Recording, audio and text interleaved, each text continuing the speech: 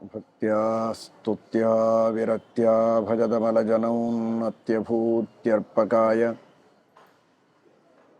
क्षित्यामत्यल्पभृत्तेष्वपि कुजनकृतौ धत्यभूत्याजकाय कर्त्रे धर्त्रे थहर्त्रे हयमुखहरये मुत्रपात्रे नमस्ते तस्मै कस्मैचिदस्मन्मनसि धृतकथा विस्मृतौ स्मारकाय व्यासाय भवनाशाय श्रीशाय गुणराशये हृद्याय शुद्धविद्याय मध्वाय च नमो नमः। नौमिन्याय सुधादिकृज्जयमुनीन् श्रीपादरट्सन्मणीन् व्यासार्यान् विविधागमाब्धिविहरान् श्रीवादिराजानपि वन्दे हंसवरान् रघुत्तमगुरून् वैदग्ध्यवरां निधीन् श्रीसत्यव्रतराघवेन्द्रमुनिपान् सद्बोधसध्यानपान् सत्याभिज्ञकराब्जोत्थान् पञ्चाशद्वर्षपूजकान् सत्यप्रमोदतीर्थार्यान् नौमिन्यायसुधारतान्। ಮಹಾನುಭಾವರಾದ ಶ್ರೀಮದ್ವಾದಿರಾಜತೀರ್ಥ ಶ್ರೀಪಾದಂಗಳವರು ತಾವು ರಚನೆ ಮಾಡಿದಂತಹ ಯುಕ್ತಿಮಲ್ಲಿಕಾ ಗ್ರಂಥದ ಹಾಗೂ ಆ ಯುಕ್ತಿಮಲ್ಲಿಕಾ ಗ್ರಂಥ ಯಾವ ಸರ್ವಮೂಲ ಗ್ರಂಥಗಳ ಆಧಾರದ ಮೇಲೆ ರಚಿತವಾಗಿದೆ ಅಂತಹ ಶ್ರೀಮದ್ ಆಚಾರ್ಯರಿಂದ ರಚಿತವಾದ ಸರ್ವಮೂಲ ಗ್ರಂಥಗಳ ಮಹತ್ವವನ್ನು ತಿಳಿಸಿಕೊಡ್ತಾರೆ. ಹೃದಯ ಪದ್ಯರಸಸ್ನಿಗ್ಧಾಂ ಸದ್ಯೋ ಹೃದ್ರೋಚನೋದ್ಯತಾಂ ವಿದ್ಯಾಮದ್ಯಾನವದ್ಯಾಂ ಮೇ ಕೋ ದ್ವೇಷ್ಟ್ಯುದ್ಧತ ಪದ್ಧತಿ.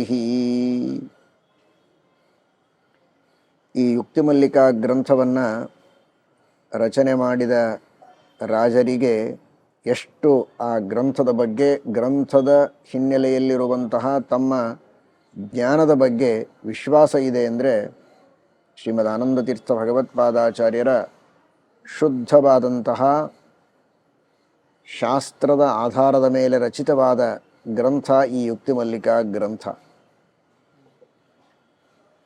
ಅದನ್ನು ಹಿಂದೆ ತಿಳಿಸಿಕೊಟ್ಟಿದ್ದಾರೆ. ಈ ಯುಕ್ತಿ ಮಲ್ಲಿಕಾ ಒಂದು ವಲ್ಲಿ ಬಳ್ಳಿಯನ್ನು ಆಶ್ರಯಿಸಬೇಕು, ಅದು ಶ್ರೀಮದಾಚಾರ್ಯರ ಸಿದ್ಧಾಂತ. ಅಂತಹ ಶ್ರೀಮದಾಚಾರ್ಯರ ಸಿದ್ಧಾಂತವೆಂಬ ವಲ್ಲಿಯನ್ನು ಆಶ್ರಯಿಸಿದ ಈ ಮಲ್ಲಿಕೆ ಇದು ಬಹಳ ಶ್ರೇಷ್ಠವಾದದ್ದು ಅಂತ ಹಿಂದೆ ವರ್ಣನೆ ಮಾಡಿದ್ದಾರೆ. ಹಾಗಾಗಿ ಆ ಶ್ರೀಮದಾಚಾರ್ಯರ ಶಾಸ್ತ್ರಗಳ ಮೂಲಕವಾಗಿ ನಾವು ಪಡೆದುಕೊಂಡಂತಹ ವಿದ್ಯೆಯೂ ಕೂಡ ಅತ್ಯಂತ ಅನವದ್ಯವಾಗಿದೆ, ಶುದ್ಧವಾಗಿದೆ. ಹೀಗಾಗಿ ಈ ಗ್ರಂಥವನ್ನು ನಾವು ರಚನೆ ಮಾಡಿದ್ದರ ಬಗ್ಗೆ ಅಸೂಯೆಯಿಂದ, ಮಾತ್ಸರ್ಯದಿಂದ ದ್ವೇಷವನ್ನು ಮಾಡಬಾರದು. ನಿಜವಾದ ವಿವೇಕಿಗಳು ಯಾರೂ ಇದನ್ನು ದ್ವೇಷ ಮಾಡೋದಿಲ್ಲ ಎಂಬುದಾಗಿ ತಿಳಿಸಿಕೊಡ್ತಾರೆ. ಕೋ ದ್ವೇಷ್ಟಿ ಉದ್ಧತ ಪದ್ಧತಿ. ಇನ್ನು ಯಾರಾದರೂ ಸನ್ಮಾರ್ಗವನ್ನು ಉಲ್ಲಂಘನೆ ಮಾಡಿದವರಿದ್ದರೆ ಅಂಥವರು ಇದನ್ನು ಪರಿತ್ಯಾಗ ಮಾಡಬಹುದೇ ಹೊರತು ದ್ವೇಷ ಮಾಡಬಹುದೇ ಹೊರತು, ಸಜ್ಜನರು ವಿವೇಕಿಗಳು ಅಂತ ಯಾರಾದರೂ ಇದ್ದರೆ ಅವರು ಇದನ್ನು ದ್ವೇಷ ಮಾಡೋದಿಲ್ಲ. ಅದಕ್ಕೆ ನಮ್ಮ ಗುರುಗಳು ಇದಕ್ಕೆ ವ್ಯಾಖ್ಯಾನ ಮಾಡುವಾಗ ಕೋ ದ್ವೇಷ್ಟಿ ಅನ್ನುವ ಭಾಗ ಪ್ರಶ್ನೆ, ಉದ್ಧತ ಪದ್ಧತಿ ಅನ್ನುವುದು ಉತ್ತರ. ಯಾರು ಈ ಯುಕ್ತಿಮಲ್ಲಿಕೆಯನ್ನು ದ್ವೇಷ ಮಾಡುವುದಕ್ಕೆ ಸಾಧ್ಯ ಅಂತ ಪ್ರಶ್ನೆ. ಉತ್ತರವನ್ನು ಅವರೇ ಕೊಡ್ತಾರೆ, ಉದ್ಧತ ಪದ್ಧತಿ. ಯಾರು ಪದ್ಧತಿಯನ್ನು, ಅನೂಚಾನ ಸಂಪ್ರದಾಯವನ್ನು, ಸತ್ಸಂಪ್ರದಾಯವನ್ನು, ವೈದಿಕ ಸಂಪ್ರದಾಯವನ್ನು, ಶಾಸ್ತ್ರಗಳ ಸಂಪ್ರದಾಯವನ್ನು ಪರಿತ್ಯಾಗ ಮಾಡಿದವರಿದ್ದಾರೆ ಅಂಥವರು ದ್ವೇಷ ಮಾಡಬಹುದೇ ಹೊರತು ವಿವೇಕಿಗಳು, ಸಜ್ಜನರು, ಶಾಸ್ತ್ರವನ್ನು ಅನುಸರಣೆ ಮಾಡುವವರು ಯಾರೂ ದ್ವೇಷ ಮಾಡುವುದಕ್ಕೆ ಸಾಧ್ಯ ಇಲ್ಲ. ಅಧುನಾ ವಿಧುನಾ ರುದ್ಧಂ ಮಧುನಾಸೀನ್ ಮಧುರತ ಉದಿತೆ ಮುದಿತೇಬ್ಜೇ ಸ್ಯಾತ್ ಅದಿತೇರ್ವಿದಿತೆ ಸುತೇ. ವೇದಾಂತದ ಜೊತೆಗೆ ಸಾಹಿತ್ಯವನ್ನು ಬೆರೆಸಿ ಎಷ್ಟು ಸುಂದರವಾಗಿ ರಾಜರು ನಿರೂಪಣೆ ಮಾಡುತ್ತಾರೆ ಅಂದರೆ, ಒಂದು ಜೇನು ಹುಳ, ಮಧುವ್ರತ, ಆ ಜೇನು ಹುಳವನ್ನು ಸಂಬೋಧನೆ ಮಾಡಿ ಹೇಳ್ತಾರೆ. ಅದರರ್ಥ ಬೇರೆ ಬೇರೆ ಪುಷ್ಪಗಳಲ್ಲಿರುವ ರಸವನ್ನು, ವಿಶೇಷವಾಗಿ ಕಮಲದ ರಸವನ್ನು ಆಸ್ವಾದನೆ ಮಾಡಿ ಜೇನನ್ನು ಸಂಗ್ರಹ ಮಾಡುವಂತಹ ಆ ಮಧುಕರ, ಆ ಸ್ಥಾನದಲ್ಲಿದ್ದವನು ಜಿಜ್ಞಾಸು. ಹೇಗೆ ಬೇರೆ ಬೇರೆ ಪುಷ್ಪಗಳ ರಸವನ್ನು ಅದು ಆಸ್ವಾದನೆ ಮಾಡಿ ಒಂದು ಕಡೆಗೆ ಸೇರಿಸ್ತದೆ, ಹಾಗೆ ಜಿಜ್ಞಾಸುವಾದ ವ್ಯಕ್ತಿ ಅನೇಕ ಶಾಸ್ತ್ರಗಳನ್ನು ಅಧ್ಯಯನ ಮಾಡಿ ಅದರಿಂದ ತತ್ವಜ್ಞಾನವೆಂಬ ಜೇನನ್ನು ಒಂದು ಕಡೆಗೆ ಸಂಗ್ರಹ ಮಾಡಿಕೊಳ್ತಾನೆ. ತನ್ನ ಮನಸ್ಸಿನಲ್ಲಿ, ತನ್ನ ಮನಸ್ಸೆಂಬ ಗೂಡಿನಲ್ಲಿ ತತ್ವಜ್ಞಾನವೆಂಬ ಮಧುವನ್ನು, ಜೇನನ್ನು ಸಂಗ್ರಹ ಮಾಡ್ತಾನೆ. ಆದರೆ ಕಮಲ ಅರಳಿದ್ದಿಲ್ಲ ಅಂದರೆ ಹೇಗೆ ಅದು ಒಳಗಿನ ಜೇನನ್ನು, ಮಕರಂದವನ್ನು ಆಸ್ವಾದನೆ ಮಾಡಬೇಕು? ಅದರರ್ಥ ಇಂತಹ ಉತ್ತಮವಾದ ಶಾಸ್ತ್ರಗ್ರಂಥಗಳಿದ್ದರೂ ಕೂಡ ಅದನ್ನು ಪಾಠ ಹೇಳುವವರು, ಉಪದೇಶ ಮಾಡುವವರು ಇಲ್ಲದೇ ಇದ್ದರೆ ನಾವು ಹೇಗೆ ಜ್ಞಾನ ಸಂಪಾದನೆ ಮಾಡಬೇಕು ಅನ್ನುವ ಚಿಂತೆ ಜಿಜ್ಞಾಸುಗಳಿಗೆ ಇರ್ತದೆ. ಅದಕ್ಕೆ ವಾದಿರಾಜ ಶ್ರೀಪಾದಂಗಳವರಂತಾರೆ, ನೋಡಿ, ಎರಡು ತರಹದ ವಿದ್ವಾಂಸರಿದ್ದಾರೆ. ಮಾತ್ಸರ್ಯ ಇರುವ ವಿದ್ವಾಂಸರು, ಮಾತ್ಸರ್ಯ ಇಲ್ಲದ ಸಹೃದಯತೆ ಇರುವಂತಹ ವಿದ್ವಾಂಸರು. ಮಾತ್ಸರ್ಯ ಇರುವ ವಿದ್ವಾಂಸರಿದ್ದರೆ ಇಂತಹ ಗ್ರಂಥಗಳ ಪಾಠ ಪ್ರವಚನಗಳನ್ನು ಮಾಡುವುದಿಲ್ಲ. ಅದೆಲ್ಲ ಏನಿಲ್ಲ ಅದರಲ್ಲಿ ಅಂತ ಅದನ್ನು ಪರಿತ್ಯಾಗ ಮಾಡ್ತಾರೆ.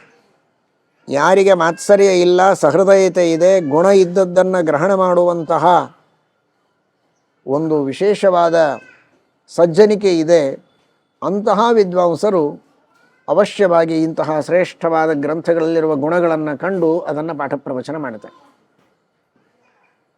ಚಂದ್ರ, ಸೂರ್ಯ, ಚಂದ್ರನಿದ್ದಾಗ ಕಮಲಾದಿ ಪುಷ್ಪಗಳು ಬಾಡಿ ಹೋಗ್ತವೆ. ಆದರೆ ಸೂರ್ಯೋದಯವಾದರೆ ಮತ್ತೆ ಅರಳುತ್ತದೆ. ಚಂದ್ರನಿದ್ದಾಗ ಬಾಡುತ್ತದೆ ಅಂತ ಕಷ್ಟಪಡಬೇಕಾಗಿಲ್ಲ. ಆ ಜೇನುಹುಳ ಸ್ವಲ್ಪ ಹೊತ್ತು ಕಾಯ್ದರೆ ಸಾಕು, ಸೂರ್ಯೋದಯವಾದರೆ ಮತ್ತೆ ಅರಳಿ ಬಿಡುತ್ತದೆ, ಒಳಗಿನ ಮಕರಂದವನ್ನು ಆಸ್ವಾದನೆ ಮಾಡಲಿಕ್ಕಾಗತ್ತೆ. ಹಾಗೆಯೇ ಜಿಜ್ಞಾಸುಗಳಾದ ವ್ಯಕ್ತಿಗಳಿಗೆ ಮಾತ್ಸರ್ಯ ಇರುವ ವಿದ್ವಾಂಸರು ಸಿಕ್ಕಾಗ ಅವರು ಉಪದೇಶ ಮಾಡಲಿಕ್ಕಿಲ್ಲ. ಆದರೆ ಸಹೃದಯತೆ ಇರುವಂತಹ ವಿದ್ವಾಂಸರು ಅಂದರೆ ಸೂರ್ಯ ಇದ್ದ ಹಾಗೆ, ಅವರು ಬಂದರೆ ಮತ್ತೆ ಈ ಗ್ರಂಥಗಳೆಂಬ ಕಮಲ ಅರಳುತ್ತದೆ. ಅದರ ಉಪದೇಶವನ್ನು ಅವರು ಮಾಡ್ತಾರೆ. ಅದರೊಳಗಿನ ತತ್ವಜ್ಞಾನವೆಂಬ ರಸವನ್ನು, ಮಕರಂದವನ್ನು ಆಸ್ವಾದನೆ ಮಾಡಬಹುದು ಅಂತ ಅಷ್ಟು ಸುಂದರವಾಗಿ ವರ್ಣನೆ ಮಾಡ್ತಾರೆ. ಅಧುನಾ ವಿಧುನಾ ರುದ್ಧಂ, ಚಂದ್ರನಿದ್ದದ್ದಕ್ಕೆ ಒಳಗಿರುವ ಜೇನು ಇದು ರುದ್ಧವಾಗಿದೆ, ತಡೆದು ಹೋಗಿದೆ. ಯಾಕೆ? ಕಮಲ ಮುದುಡಿದೆ. ಮಧುನಾಸೀನ್ ಮಧುವ್ರತ. ಆದರೆ ಚಿಂತೆ ಬೇಡ, ಉದಿತೆ ಮುದಿತೇಬ್ಜೇ ಸ್ಯಾತ್. ಆ ಕಮಲ ಅರಳಿದಾಗ, ಯಾವಾಗ? ಅದಿತೇರ್ ವಿದಿತೇ ಸುತೆ. ಆ ಶಬ್ದಗಳು ಹೇಗಿದೆ ನೋಡಿ. ಸೂರ್ಯ ಅನ್ನುವುದನ್ನು ಅದಿತಿಯ ವಿದಿತನಾದ ಮಗ ಅಂತ ಮೂರು ಕಡೆಗೆ ತಕಾರ ಬರ್ತದೆ. ಅದಿತೇರ್ ವಿದಿತೇ ಸುತೆ, ತನು ಅಲ್ಲ, ತೇ. ಅದಿತೇರ್ ವಿದಿತೇ ಸುತೆ. ಅದಿತಿಯ ವಿದಿತ ಮಗ ಅಂದರೆ ಪ್ರಸಿದ್ಧ ಮಗ ಅಂದರೆ ಆದಿತ್ಯ. ಪ್ರಸಿದ್ಧ ಮಗ ಯಾಕೆ? ಆದಿತ್ಯ ಎಂಬ ಹೆಸರಿನಲ್ಲಿಯೇ ಅದಿತಿಯ ಮಗ ಅನ್ನುವುದು ಸೂಚಿತವಾಗ್ತದೆ. ಆದ್ದರಿಂದ ಅವನು ಅದಿತಿಯ ಪ್ರಸಿದ್ಧ ಮಗ. ಅದಿತೇರ್ ವಿದಿತೇ ಸುತೆ ಉದಿತೆ. ಅಂತಹ ಸೂರ್ಯ ಉದಿತನಾದಾಗ, ಅದರಿಂದ ಕಮಲ ಮುದಿತವಾದಾಗ, ಅರಳಿದಾಗ ಜೇನು ತಾನೇ ಸಿಗತ್ತೆ ಅಂತ. ಉದಿತೆ ಮುದಿತೇಬ್ಜೇ ಸ್ಯಾದ್ ಅದಿತೇರ್ ವಿದಿತೇ ಸುತೆ ಅಂತ ಈ ರೀತಿ ಅಷ್ಟು ಸುಂದರವಾಗಿ ವರ್ಣನೆಯನ್ನು ಮಾಡಿ ತಿಳಿಸಿಕೊಡ್ತಾರೆ. ಆಗಿನ ಕಾಲದ ಅನೇಕ ಪರಿಸ್ಥಿತಿಗಳಿಗೆ ಅನುಗುಣವಾಗಿ ಕೆಲವು ವಿಷಯಗಳನ್ನು ವಾದಿರಾಜ ಶ್ರೀಪಾದಂಗಳವರು ಇಲ್ಲಿ ನಿರೂಪಣೆ ಮಾಡಿದ್ದಾರೆ ಅಂತ ನಾವು ಅರ್ಥ ಮಾಡಿಕೊಳ್ಳಬಹುದು. ಅನೇಕ ರಾಜರು ಶ್ರೀಮದ್ ಆಚಾರ್ಯರ ಸಿದ್ಧಾಂತ, ಈ ಮಧ್ವ ಸಿದ್ಧಾಂತದ ಪ್ರಸಾರವನ್ನು ಮಾಡುವುದಕ್ಕೆ ಕೆಲವು ಪ್ರದೇಶಗಳಲ್ಲಿ ತಡೆ ಮಾಡ್ತಾ ಇದ್ದರು. ಇಂತಹ ಶ್ರೀಮದ್ ಆಚಾರ್ಯರ ಸಿದ್ಧಾಂತಕ್ಕೆ ಅನುಗುಣವಾಗಿ ಪಾಠ ಪ್ರವಚನಗಳನ್ನು ಮಾಡುವಂತಹ ಯತಿಗಳು, ವಿದ್ವಾಂಸರು ಬರ್ತಾರೆ ಅಂದರೆ ಅವಕಾಶ ಕೊಡ್ತಾ ಇರಲಿಲ್ಲ. ತಮ್ಮ ರಾಜಸಭೆಯಲ್ಲಿ ಅನ್ಯಮತೀಯರಿಗೆ ಅವಕಾಶವನ್ನು ಕೊಡ್ತಾ ಇದ್ದರು. ಆದರೆ ಶ್ರೀಮದ್ ಆನಂದ ತೀರ್ಥ ಭಗವತ್ಪಾದಾಚಾರ್ಯರ ಮತವನ್ನು ಅನುಸರಣೆ ಮಾಡುವವರಿಗೆ ಅವಕಾಶ ಕೊಡ್ತಾ ಇರಲಿಲ್ಲ. ಅದಕ್ಕೆ ಎಷ್ಟು ಸುಂದರವಾಗಿ ವಾದಿರಾಜರು ಹೇಳ್ತಾರೆ ಅಂದರೆ, ನೀವು ಅವಕಾಶ ಕೊಡೋದಿಲ್ಲ ಅಂದರೆ ಬೇಡ.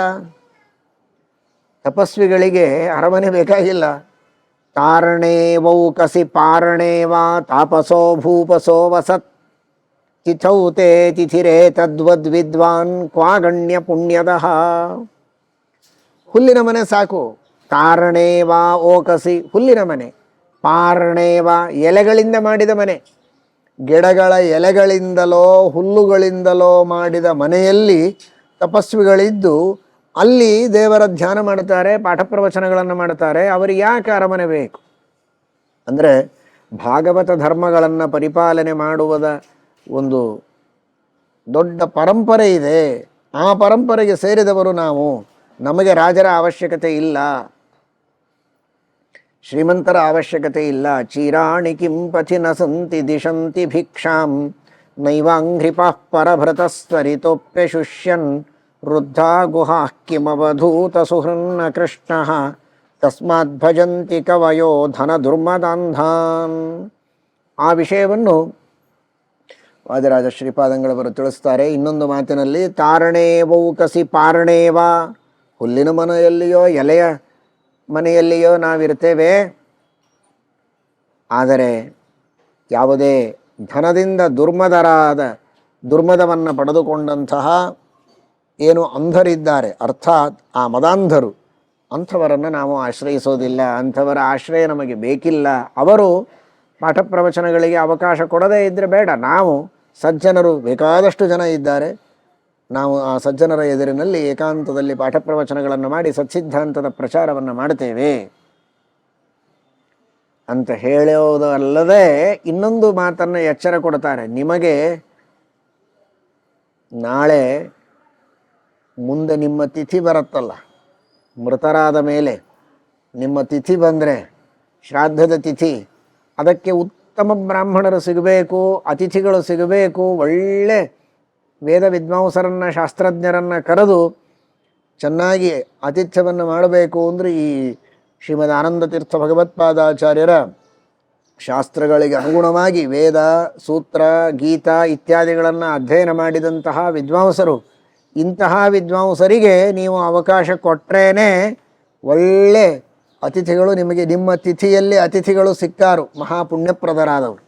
ನೀವು ಈ ರೀತಿ ಮಾತ್ಸರ್ಯದಿಂದ ವಿದ್ವಾಂಸರನ್ನು ತಿರಸ್ಕಾರ ಮಾಡಿದರೆ ಉತ್ತಮರಾದ ಅತಿಥಿಗಳೇ ನಿಮಗೆ ಸಿಗದೆ ಹೋಗಬೇಕಾದೀತು ಅಂತಾರೆ ಎರಡನೇ ಸಾಲಿನಲ್ಲಿ. ತಿಥೌತೆ ಅತಿಥಿರೇ ತದ್ವದ್ ವಿದ್ವಾನ್ ಕ್ವ ಅಗಣ್ಯ ಪುಣ್ಯದಃ. ಅಗಣ್ಯವಾದ ಪುಣ್ಯವನ್ನು ಕೊಡುವ ಇಂತಹ ಅತಿಥಿ ನಿಮ್ಮ ತಿಥಿಯಲ್ಲಿ ಹೇಗೆ ಸಿಕ್ಕಾರು? ಹಾಗಾದರೆ ವಿದ್ವಾಂಸರ ಬಗ್ಗೆ ಮಾತ್ಸರ್ಯ ಬೇಡ. ಸಜ್ಜನರು, ವಿದ್ವಾಂಸರು, ಜ್ಞಾನಿಗಳಿದ್ದಾಗ ಅವರಿಗೆ ಪುರಸ್ಕಾರ ಮಾಡಿ ಅಂತ ರಾಜರು ಅಂದರೆ ಅಲ್ಲಲ್ಲಿರುವಂತಹ ಭೂಪಾಲರು, ಅಂತಹ ಅನೇಕ ಪ್ರಭುಗಳಿಗೆ, ರಾಜರಿಗೆ, ಶ್ರೀಮಂತರಿಗೆ ಎಚ್ಚರಿಕೆಯನ್ನು ಕೊಡ್ತಾರೆ ವಾದಿರಾಜ ಶ್ರೀಪಾದಂಗಳವರು. ಅದಕ್ಕೆ ರಾಜರಾಗಲಿ, ಸಮಾಜದೊಳಗಿದ್ದ ಶ್ರೀಮಂತರಾಗಲಿ ಕೆಲವರೆಲ್ಲ, ಅಯ್ಯೋ ನೀವು ರಚನೆ ಮಾಡಿದ ಈ ಯುಕ್ತಿ ಮಲ್ಲಿಕಾ ಗ್ರಂಥವಾಗಿರಬಹುದು, ಅಥವಾ ಶ್ರೀಮದಾಚಾರ್ಯರು ರಚನೆ ಮಾಡಿದ ಸರ್ವಮೂಲ ಗ್ರಂಥಗಳಾಗಿರಬಹುದು, ಇವುಗಳ ಅಧ್ಯಯನವನ್ನೇ ಮಾಡಬೇಕು, ಇವುಗಳ ಪಾಠ ಪ್ರವಚನಗಳನ್ನೇ ಮಾಡಬೇಕು ಅಂತ ಏನು ಆಗ್ರಹ? ಬೇಕಾದಷ್ಟು ಗ್ರಂಥಗಳಿವೆ. ಯಾವುದೋ ಕೈಗೆ ಸಿಕ್ಕ ಗ್ರಂಥವನ್ನು ತೆಗೆದುಕೊಂಡು ನಾವು ಅಧ್ಯಯನ ಮಾಡ್ತೇವೆ ಅಥವಾ ಯಾರಾದರೂ ಪಾಠ ಪ್ರವಚನಗಳನ್ನು ಮಾಡ್ತಾರಲ್ವಾ ಅಂತ ಪ್ರಶ್ನೆ ಬಂದರೆ ಅದಕ್ಕೆ ವಾದಿರಾಜ ಶ್ರೀಪಾದಂಗಳವರಂತಾರೆ, ಅದು ಅವರವರ ಇಷ್ಟ. ಯಾವುದಾದರೂ ಗ್ರಂಥಗಳನ್ನು ತೆಗೆದುಕೊಂಡು ಅಧ್ಯಯನ ಮಾಡಬಹುದು. ಆದರೆ ಶ್ರೀಮದ್ ಆಚಾರ್ಯರ ಸರ್ವಮೂಲ ಗ್ರಂಥಗಳಲ್ಲಿ, ಆ ಗ್ರಂಥಗಳಿಗೆ ಅನುಗುಣವಾಗಿ ರಚಿತವಾದ ಈ ಯುಕ್ತಿ ಮಲ್ಲಿಕಾ ಗ್ರಂಥದಲ್ಲಿರುವ ವಿಶೇಷ ಎಲ್ಲ ಗ್ರಂಥಗಳಲ್ಲಿ ಬರುವುದಕ್ಕೆ ಸಾಧ್ಯ ಇಲ್ಲ. ಶ್ರೀಮದ್ ಆಚಾರ್ಯರ ಗ್ರಂಥಗಳು, ಅದಕ್ಕನುಗುಣವಾದ ಟೀಕಾಗ್ರಂಥಗಳು, ಟಿಪ್ಪಣಿ ಗ್ರಂಥಗಳು, ಪ್ರಕೃತದಲ್ಲಿ ರಚಿತವಾಗುವ ಈ ಯುಕ್ತಿ ಮಲ್ಲಿಕಾ ಗ್ರಂಥ, ಹೀಗೆ ಈ ಮಾಧ್ವ ಪದ್ಧತಿಯಲ್ಲಿ ಬಂದಂತಹ ಏನು ಗ್ರಂಥಗಳಿವೆ ಅವುಗಳಲ್ಲಿ ಒಂದು ವಿಶೇಷವಾದಂತಹ ಶುದ್ಧವಾದ ತತ್ವಜ್ಞಾನ ಅಡಗಿದೆ. ಅದಕ್ಕೆ ಅವರು ತಮ್ಮದೇ ಆದ ಶೈಲಿಯಲ್ಲಿ ಹೇಳ್ತಾರೆ, ತುಲಯಾ ಮಲಯಾದ್ರ್ಯುತ್ಥ ಚಂದನೇನೇಂಧನಂಖಲಃ ಸಮಂ ಸಮಂತಾತ್ ಕುರುತಾತ್ ಗ್ರಂಥೌ ಗಂಧಂ ಕರೋತಿ ಕಃ. ನೋಡಿ ಪ್ರಾಸ ಹೇಗೆ ಕೂಡಿಸ್ತಾರೆ. ತುಲಯ ಮಲಯ, ಆ ಮಲಯಾದ್ರುತ್ಥ ಮುಂದೆ ಅನ್ವಯ ಇದೆ, ಆದರೆ ಶಬ್ದಗಳನ್ನು ನೋಡಿದರೆ ತುಲಯ ಮಲಯಾದ್ರುತ್ಥ ಚಂದನೇ ನೇಂಧನಂಖಲಃ. ಒಂದು ತಕ್ಕಡಿಯನ್ನು ತೆಗೆದುಕೊಂಡು ಮಲಯ ಪರ್ವತದಲ್ಲಿ ಬೆಳೆದ ಶ್ರೇಷ್ಠವಾದ ಚಂದನದ ಖಂಡ, ಗಂಧದ ಕೊರಡು, ಸಾಮಾನ್ಯವಾದ ಒಲೆಗೆ ಉರಿ ಹಾಕುವಂತಹ ಒಂದು ಕಟ್ಟಿಗೆ, ಆ ತರಹದ ಒಂದು ಸಾಮಾನ್ಯ ಇಂಧನ, ಭಾರೀ ಮಲಯ ಪರ್ವತದಲ್ಲಿ ಬೆಳೆದಂತಹ ಶ್ರೇಷ್ಠವಾದ ಚಂದನ, ಈ ಇಂಧನ ಆ ಚಂದನ ಎರಡನ್ನೂ ತಕ್ಕಡಿಯಲ್ಲಿಡ್ತಾನೆ. ಇದು 1 ಕಿಲೋ, ಅದು 1 ಕಿಲೋ, ಅಥವಾ ಇದು 10 ಕಿಲೋ, ಅದು 10 ಕಿಲೋ. ಓ ಸಮ ಆಯಿತು. ಸಮಂ ಸಮಂತಾತ್, ಅಲ್ಲಿ ಮತ್ತೆ ಪ್ರಾಸ ಕೂಡಿಸ್ತಾರೆ. ಸಮಂ ಸಮಂತಾತ್, ಓ ಎಲ್ಲ ರೀತಿಯಿಂದ ಸಮಾನವಾಯಿತು ನೋಡಿ ಅಂತ ಎಲ್ಲರ ಎದುರಿಗೆ ತೋರಿಸ್ತಾನೆ ಒಬ್ಬ ವ್ಯಕ್ತಿ. ನೋಡಿ ಇದು 10 ಕಿಲೋ, ಅದು 10 ಕಿಲೋ ಅಂತ ಅನ್ನಬಹುದು. ಆದರೆ ಗ್ರಂಥವು ಗಂಧಂ ಕರೋತಿ ಕಃ, ಆ ಇಂಧನದ ಗ್ರಂಥಿಗಳಲ್ಲಿ ಗಂಧವನ್ನು ತುಂಬುವವರಾರು?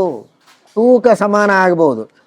ಶ್ರೀಮದ್ ಆಚಾರ್ಯರ ಸರ್ವಮೂಲ ಗ್ರಂಥಗಳ ಭಾರ ಎಷ್ಟು, ಬೇರೆ ಗ್ರಂಥಗಳ ಭಾರ ಎಷ್ಟು? ಓ ತೂಕ ಸಮಾನ. ತೂಕ ಸಮಾನ ಆದರೆ, ಇಂಧನದ ಚಂದನದ ತೂಕ ಸಮಾನ ಆದರೆ ಇಂಧನದ ಗ್ರಂಥಿಗಳಲ್ಲಿ ಗಂಧವನ್ನು ತುಂಬುವವರು ಯಾರು? ಅದರ ಅರ್ಥ ಇಲ್ಲಿ ಸಿಗುವ ತತ್ವಜ್ಞಾನ ಬೇರೆ ಕಡೆಗೆ ಸಿಗತ್ತೆ ಅಂತ ಹೇಳಲಿಕ್ಕಾಗುವುದಿಲ್ಲ. ಅದು ಕೇವಲ ಶ್ರೀಮದ್ ಆಚಾರ್ಯರ ಗ್ರಂಥಗಳಲ್ಲಿ ಹಾಗೂ ಅದಕ್ಕನುಗುಣವಾಗಿ ರಚಿತವಾಗುವ ಈ ಯುಕ್ತಿ ಮಲ್ಲಿಕಾ ಗ್ರಂಥದಲ್ಲಿಯೂ ಕೂಡ ಆ ತರಹದ ಶ್ರೇಷ್ಠವಾದ ಗಂಧ ಇದೆ ಎಂಬುದಾಗಿ ತಿಳಿಸಿಕೊಡ್ತಾರೆ. ಶ್ರುತಿಗಳು, ಇತಿಹಾಸ, ಪುರಾಣ, ಪಂಚರಾತ್ರಾದಿ ಆಗಮಗಳು, ಸಕಲ ಪ್ರಮಾಣಗಳಿಗೆ ಸಮ್ಮತವಾದಂತಹ ಶ್ರೀಮದಾಚಾರ್ಯರ ಶಾಸ್ತ್ರಗಳಲ್ಲಿ ಆ ಪರಮಾತ್ಮನ ವಿಶಿಷ್ಟವಾದಂತಹ ಮಹಿಮೆ ಇದೆ. ನಮ್ಮ ಗುರುಗಳು ಯುಕ್ತಿ ಮಲ್ಲಿಕಾಕ್ಕೆ ವ್ಯಾಖ್ಯಾನ ಮಾಡುವಾಗ ದೃಷ್ಟಾಂತ ದಾಷ್ಟಾಂತಿಕಗಳಲ್ಲಿ ಸಾಮ್ಯವನ್ನು ತೋರಿಸ್ತಾ ಹೇಳ್ತಾರೆ. ಅಲ್ಲಿ ಚಂದನದಲ್ಲಿ ಗಂಧವನ್ನು ತರುವವರು ಯಾರು ಅಂತ ಕೇಳಿದ್ದಾರೆ ವಾದಿರಾಜ ಶ್ರೀಪಾದಂಗಳವರು. ಶ್ರೀಮದಾಚಾರ್ಯರ ಶಾಸ್ತ್ರ ಇದು ಚಂದನ ಅಂತಾದರೆ ಅದರೊಳಗಿರುವ ಗಂಧ ಯಾವುದು ಅಂದರೆ ಪರಮಾತ್ಮನೇ ಗಂಧ ಅಂತ. ಪರಮಾತ್ಮನನ್ನ ಗಂಧ ಅಂತ ಯಾಕೆ ಹೇಳಬೇಕು ಅಂದರೆ ಸದ್ದೇಹ ಸುಖಗಂಧಶ್ಚ ಅಂತ ಪರಮಾತ್ಮ ಅತ್ಯಂತ ಶ್ರೇಷ್ಠವಾದಂತಹ ಉತ್ತಮವಾದ ಗಂಧಸ್ವರೂಪನಾಗಿದ್ದಾನೆ. ಆ ಗಂಧವೂ ಚೈತನ್ಯ ರೂಪ, ಅಂತಹ ಗಂಧಸ್ವರೂಪನಾಗಿದ್ದಾನೆ ಪರಮಾತ್ಮ ಅಂತ. ಭಾಗವತ ತಾತ್ಪರ್ಯದಲ್ಲಿಯೂ ಒಂದು ಕಡೆಗೆ ಬರ್ತದೆ, ಹೃದಯಸ್ಥಿತಂತು ಯದ್ರೂಪಂ ಹರೇರ್ ಗಂಧಸ್ಸ ಉಚ್ಯತೆ ಅಂತ. ಹೃದಯದಲ್ಲಿ ಮೂಲರೂಪಿಯಾದಂತಹ ಪರಮಾತ್ಮನ ಒಂದು ಅಂಶ ಅದು ಗಂಧ. ಅದು ಎಲ್ಲಿದೆ ಅಂದರೆ ಎಲ್ಲರ ಹೃದಯದಲ್ಲಿದೆ, ಬಿಂಬರೂಪಿಯಾಗಿ ಪರಮಾತ್ಮ ಇದ್ದಾನೆ. ಹಾಗಾಗಿ ಅದೇ ಗಂಧ. ಆ ತರಹದ ಶ್ರೇಷ್ಠವಾದ ಸುಗಂಧವೂ ಇರುವ ಮೂಲರೂಪಿಯಾದ ಪರಮಾತ್ಮನ ಒಂದು ಅಂಶ ಅಂತನಿಸಿಕೊಂಡ ಗಂಧ ಎಂಬ ಶಬ್ದದಿಂದ ವಾಚ್ಯನೂ ಆದ ಆ ಪರಮಾತ್ಮ ಶ್ರೀಮದಾಚಾರ್ಯರ ಗ್ರಂಥಗಳೆಂಬ ಚಂದನದಲ್ಲಿ ಅಡಗಿದ್ದಾನೆ. ಅಂತಹ ಪರಮಾತ್ಮನನ್ನು ತಿಳಿಸಿಕೊಡುವಂತಹ ಶ್ರೇಷ್ಠವಾದ ಶಾಸ್ತ್ರ ಇದು ಶ್ರೀಮದಾಚಾರ್ಯರ ಶಾಸ್ತ್ರ.